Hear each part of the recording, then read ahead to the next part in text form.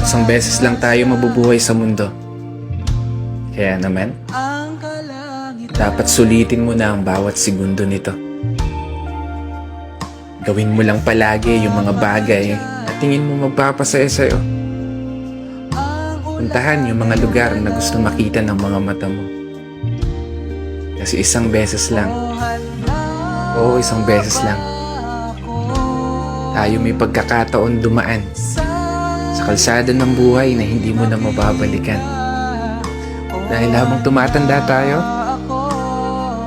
meron tayong isang bagay na malimit na kakaligtaan.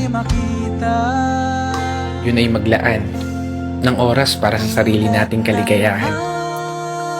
Kasi karamihan sa atin, puro trabaho na lamang nasa isip.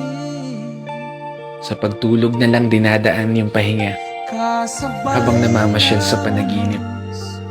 At paggising, trabaho ulit hanggang sa hindi mo na magawang masulit kahit man lang saglit.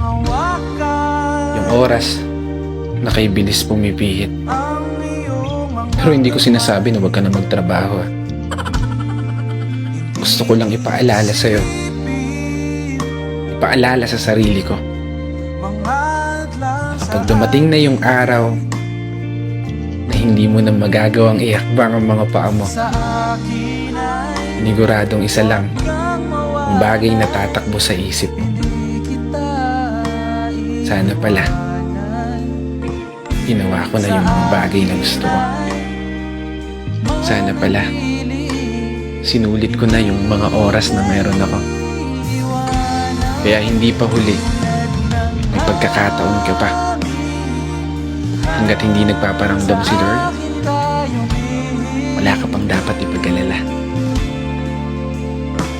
Hanggat hindi ka pa tumatago sa pintuan, wala kang dapat ipangamba.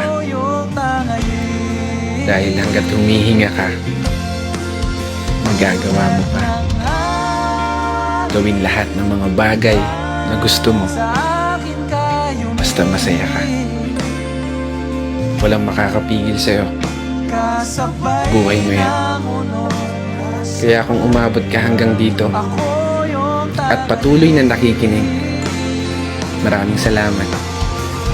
Dahil gaya mo, ginagawa ko lang din kung ano yung pangarap ko. Minsan ako masaya. Sa paraan na to, magawa kong may bahagi sa iba.